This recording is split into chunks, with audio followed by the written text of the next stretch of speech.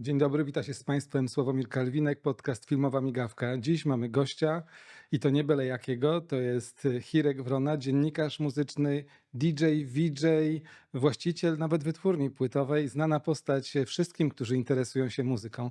Zapraszam serdecznie. To jest podcast WFO. Tak jak powiedziałem, producent muzyczny, tym razem w roli reżysera i pomysłodawcy filmu. Filmu, który będzie dotyczył muzyki, która została wykonana w momencie, kiedy został ogłoszony stan wojenny w Kaliszu. Zapraszam na podcast Wytwórni Filmów Oświatowych. To jest podcast WFO. Dzień dobry, Hirku. Dzień dobry. Tak jak powiedziałem, przyszedłeś do nas po to, żeby zaproponować produkcję filmową. Produkcję, która dotyczy bardzo ciekawego tematu filmu muzycznego o pewnym znamiennym i historycznym koncercie. Jakim? Koncercie, który odbył się 12 grudnia 1981 roku podczas 10. Festiwalu Pianistów Jazzowych w Kaliszu. I przede wszystkim zafascynowała mnie płyta, która pozostała jako ścieżka dźwiękowa z tego festiwalu. Genialne absolutnie wykonania kilku utworów. I zacząłem iść tropem tych zdarzeń i nagle okazało się, że ta płyta ma niebywałą historię. Te nagrania mają niebywałą historię. I jeszcze żył Wojtek Karolak. Opiekowałem się nim po śmierci Marysi Czubaszek i zapytałem Wojtka, mówię, kto tam te solówki takie fantastyczne gra? A on mówi, nie, słuchaj Wroda, tam grało kilku wspaniałych pianistów. Przyjechał Włodek Gulgowski ze Szwecji, ale mówi, najlepsze solówki zagrał Zbyszek Namysłowski. Ja mówię, na fortepianie? A on mówi, tak. Dokładnie na fortepianie. I te solówki, one są źle opisane na płycie w ogóle. To gra Zbyszek Namysłowski. One są po prostu fenomenalne. Ale powiem ci jeszcze więcej, Hirek. Mianowicie Zbyszek miał taki zwyczaj, że jak któryś z jego muzyków nie do końca zagrał tak, jak on chciał, to on po prostu siadał, dogrywał za niego i po prostu czasami sam całą płytę nagrywał. Ja mówię, niemożliwe. No tak bywało. Także jakby widząc potencjał w tej płycie, uwielbiając tę płytę, zacząłem zbierać informacje o tym, co się wydarzyło, jaka była historia tych nagrań i uznałem, że jest to świetny materiał, żeby przez pryzmat tego koncertu pokazać kilka elementów tamtego świata. Mianowicie świata z jednej strony niebywałej cenzury, która była w czasie komunizmu i przed stanem wojennym, już i w trakcie stanu wojennego. Przypomnieć sytuację, w której w Polskim Radiu istniały takie postacie, które się nazywały inspektor programu. Inspektor programu siedział pomiędzy studiem, w którym był na przykład speaker, a studiem, gdzie był realizator, i w momencie, kiedy któryś z nich zrobił niewłaściwy ruch, to miał jeden guzik, wciskał ten guzik i w tym momencie odcinało i mikrofon, i stół mikserski, a z jego magnetofonu, który stał u niego w pomieszczeniu, płynęła muzyka. I ci inspektorzy programu działali jeszcze w latach 80., czyli na pewno do końca stanu wojennego, a wydaje mi się, że dłużej. I te pomieszczenia w starych studiach radiowych w Polskim Radiu w Warszawie istniały i jeszcze na Malczewskiego niektóre mają takie właśnie dziwne pomieszczenia pomiędzy realizacją a studiem, w którym są mikrofony i z którego speakerzy zapowiadają program. Pierwsza rzecz, która mnie tak bardzo poruszyła. Druga sprawa to jak organizowano wówczas festiwale. Przecież był utrudniony dostęp do artystów z zagranicy. Trzeba było płacić im w dewizach. Jak te dewizy trzeba było kupić. Oczywiście okazywało się, że nielegalnie. Poza tym kolejna rzecz to przepływ instrumentów. No, były niby te centrale handlu zagranicznego, które kupowały na zamówienia domów kultury, jakieś tam z filharmonii i tak dalej, instrumenty na zachodzie, ale okazało się, że i tak wszyscy kupowali na lewo. Więc tutaj wiele elementów się nagle poskładało i doszedłem do takiego zdarzenia, że ta taśma z nagraniami została wywieziona przez człowieka, który pracował w Polskim Radiu w Poznaniu, przez jakiś czas przechowana, później złożona w archiwum Polskiego Radia w Poznaniu z zupełnie innym opisem, żeby władza ludowa nie dokopała się, że tam jest właśnie to nagranie, i dopiero później odkryta. Są, i to też odkryłem ku swojemu wielkiemu zdumieniu, dwie taśmy matki. Jedna jest w Polskim Radiu w Poznaniu, w archiwum, druga jest w Polskim Radiu w Katowicach. Dlaczego? Dlatego, że w Katowicach była robiona matryca już do tłoczenia płyty. Nie dość tego, na płycie jest 40 kilka minut muzyki. Całe nagranie ma ponad 2,5 godziny. Co się stało z resztą? Otóż tytuły były nieodpowiednie. Staszek Sojka nie zawsze tam dośpiewał, powiedzmy, rzeczy polityczne. Zatem, żeby cenzor, który wtedy był wszechwładny, jeśli chodzi o kulturę, nie czepiał się tych wszystkich zdarzeń, zatem te utwory, no krótko mówiąc, ucięto i wzięto tylko takie, które były bezpieczne i do których cenzor po prostu się nie mógł przyczepić. Zatem jest mnóstwo historii, wiele różnych płaszczyzn związanych z funkcjonowaniem kultury w tamtym okresie i w okresie stanu wojennego zwłaszcza, związanych właśnie z tą niepozorną płytą, która wcale nie ma jakiejś wysokiej ceny, nie jest ani szanowana przez fanów, a jest na niej kawał znakomitej muzyki i olbrzymia, genialny zapis wręcz pewnego fragmentu polskiej kultury.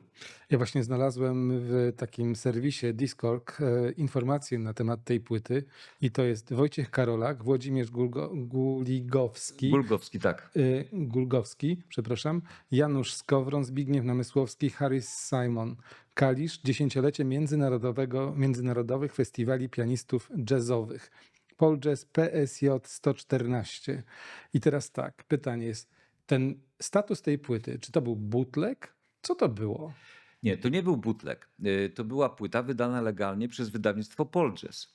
Istniało takie wydawnictwo przy stowarzyszeniu, Polskim Stowarzyszeniu Jazzowym, które wydawało płyty. Nieraz haniebnej jakości, mam wrażenie. Tak, bo one były bardzo nieprofesjonalnie nagrywane.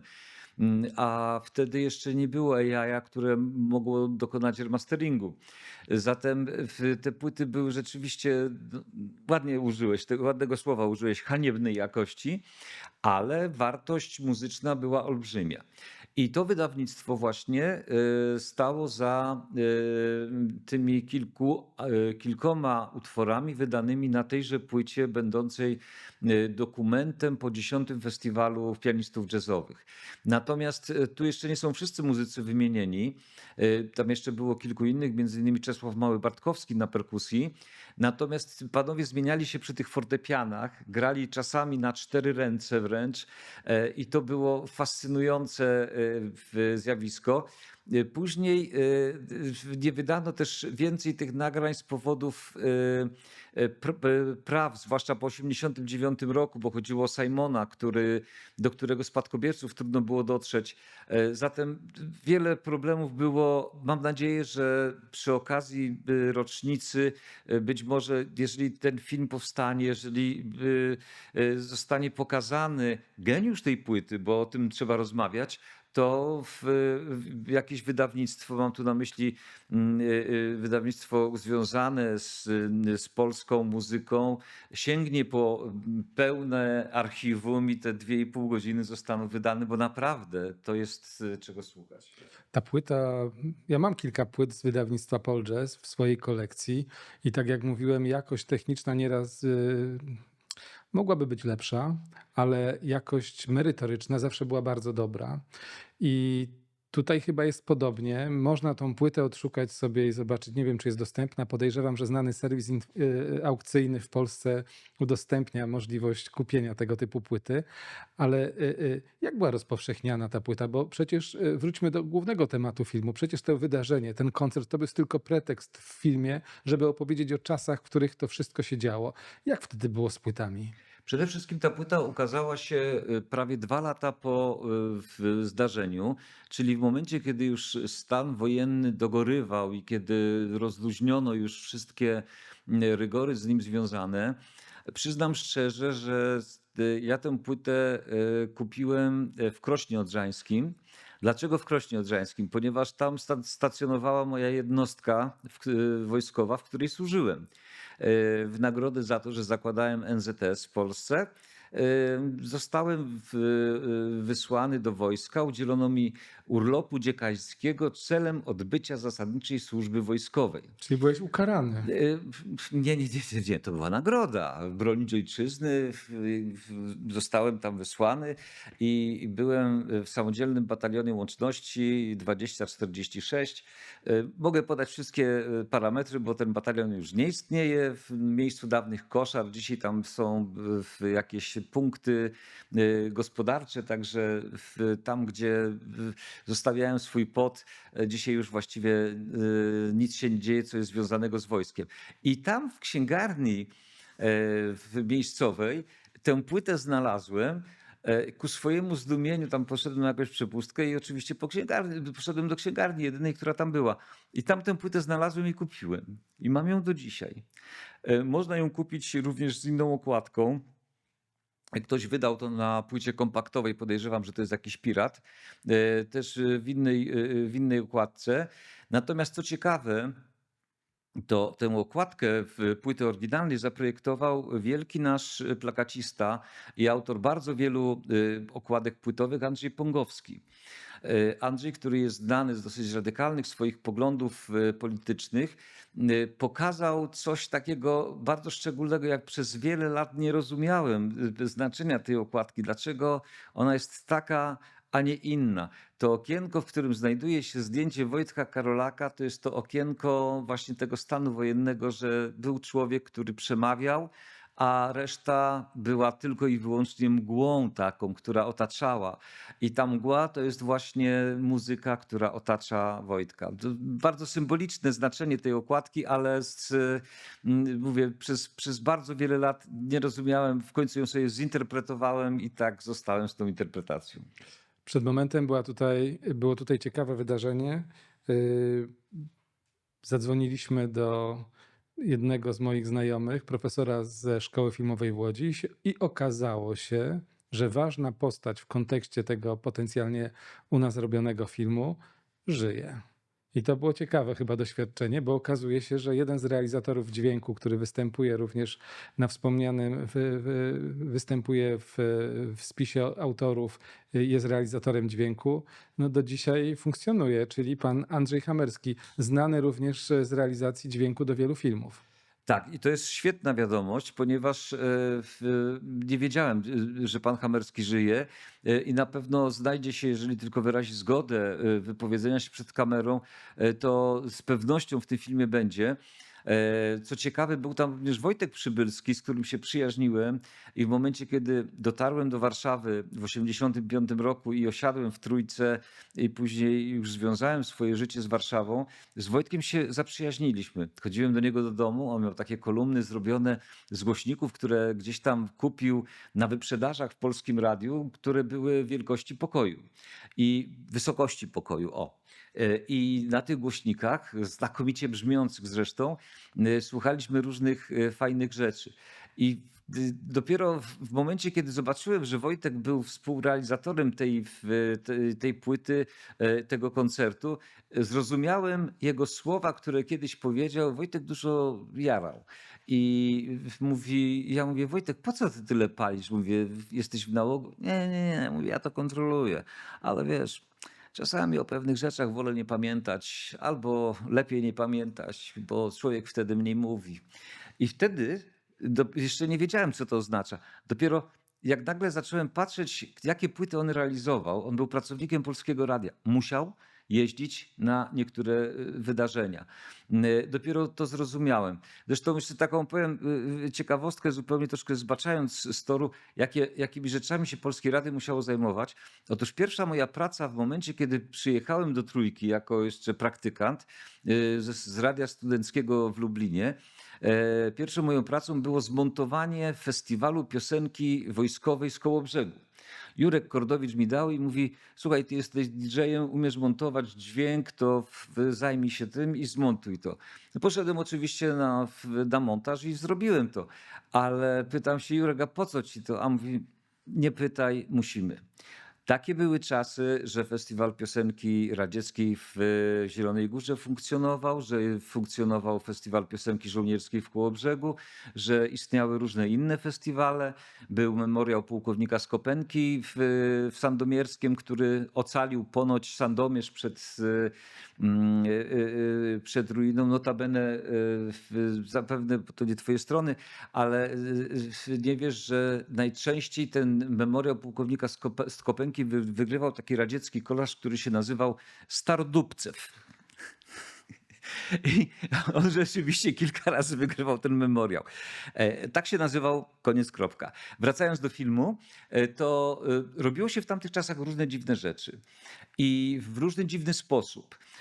Kolejną na przykład moją pracą zleconą w Trójce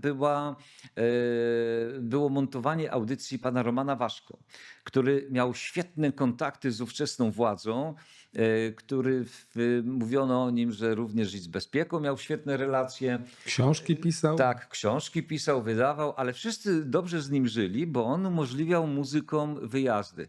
I to jest też ciekawe, co chciałbym w tym filmie pokazać, że zupełnie inaczej my patrzymy dzisiaj na tę postać, no bo patrzymy kolaborant, człowiek, który współpracował z tamtą władzą, ale muzycy, którzy wtedy żyli i wtedy wyjeżdżali za granicę, patrzyli na niego zupełnie inaczej. Dlatego, że to był człowiek, który umożliwiał im wyjazdy za granicę, dzięki czemu mogli zarobić pieniądze na swoje instrumenty. Oni go bardzo lubili, niezwykle go szanowali. A to, że miał tam jakieś kontakty, jego sprawa, my w to nie wnikamy. Czyli znowuż takie spojrzenie różne na tę samą postać. I to trzeba pokazywać, bo nic nie było i nie jest czarno-białe. Po drodze jest cała masa różnych szarości, więc ktoś może patrzeć na daną postać tak, a ktoś inny zupełnie inaczej. I to nie byli muzycy, którzy współpracowali z tamtą władzą. Oni po prostu chcieli zarobić pieniądze na instrumenty, które chcieli sobie przywieźć stamtąd, bo w Polsce tego nie robiono. No taki Hammond, który miał Wojtek Karolak, kosztował majątek. Do dzisiaj jest drogi, Tak. bardzo drogi. No właśnie, a wtedy to musiał pracować chyba przez rok, żeby sobie ten Hammond kupić. Zatem też pan Roman Waszko, którym audycję zgrywałem, wobec mnie był bardzo w porządku, bo przynosił single, z których grałem muzykę do jego audycji, później przekazywał mi te single, a musiałbym zapłacić za to majątek. A tak to miałem z czego imprezy grać. Szalone to były lata zupełnie. Porozmawiamy jeszcze przez chwilę o filmie. Jest sobota, 12 grudnia 1981 roku. My już wiemy, że za kilka godzin rozpocznie się stan wojenny. A co robią muzycy? A co robią w nocy, a właściwie rano 13 grudnia? Muzycy w tym czasie grali z pasją, tak jakby niesieni jakąś pozaziemską siłą, która dawała im niezwykłą moc. Wszyscy podkreślali, że była niewiarygodna atmosfera, chociaż nikt nie wiedział dlaczego. I nikt nie miał świadomości, że za chwilę ten świat się zmieni. Wyszli tacy rozochoceni, troszeczkę już wstawieni nawet niektórzy z tego koncertu, poszli do hotelu. Po drodze widzieli gdzieś tam w uliczkach jakieś czołgi, jakichś żołnierzy, ale myśleli, że to może jakieś manewry, może coś tam się wydarzyło. Wrócili do tych swoich hotelików i tam jeszcze imprezowali do rana, położyli się spać. Pierwszym, który wzniecił alarm, był Włodek Gulgowski, który słuchał BBC. Włączył sobie BBC, ponieważ telefony nie działały. A to musimy powiedzieć, jak kiedyś się słuchało wolnej Europy tak zwanej, Tak. czyli nielegalnych w Polsce zagranicznych stacji radiowych. Na falach średnich. I na FM-ie tego nie było, to były fale średnie, które można było odbierać i tam z BBC dowiedział się, że w Polsce jest stan wojenny. Zaczął budzić kolegów i panowie, jesteśmy w czarnej dziurze. jak ja wrócę do Szwecji, w której on wtedy mieszkał. Zaczęła się wojna. Tak, zaczęła się wojna. My jesteśmy w zupełnie innej rzeczywistości. Jak my dojedziemy do Warszawy, w ogóle samoloty nie latają. Co się wydarzy? I zaczęło się mnóstwo pytań. Spróbuję na te pytania odpowiedzieć w tym filmie. I właśnie z takimi pytaniami zostawimy Państwa. Dziękuję Ci, Hirku. Dziękuję Dziękuję bardzo. za wizytę w Wytwórni Filmów Oświatowych. No mam nadzieję, że uda nam się ten projekt wspólnie zrealizować. W tej chwili omawiamy, jak można to zrobić, a projekt ma się zakończyć o określonej porze, określonego dnia. Chciałbym, żeby premiera tego filmu była na festiwalu, w trakcie festiwalu pianistów jazzowych w listopadzie w 2026 roku, czyli przed 45. rocznicą wprowadzenia stanu wojennego. I to miejsce symboliczne wybrałem, ponieważ no, tam miały miejsce te zdarzenia, które zainspirowały mnie do tego, żeby zająć się produkcją tego filmu. I tam chciałbym ten film pokazać w obecności muzyków, w obecności ludzi z Kalisza. Być może będą jeszcze ci, którzy w trakcie tego koncertu byli, ci, którzy uczestniczyli w tamtym właśnie koncercie. Byłoby to wspaniałe. Tego sobie też wspólnie życzymy, żeby się udało to zrealizować. Dziękuję Dziękuję Ci bardzo. serdecznie. To był podcast Filmowa Migawka. A ja żegnam się z Państwa do usłyszenia i do zobaczenia w następnych odcinkach Filmowej Migawki podcastu Wytwórni Filmów Oświatowych w Łodzi.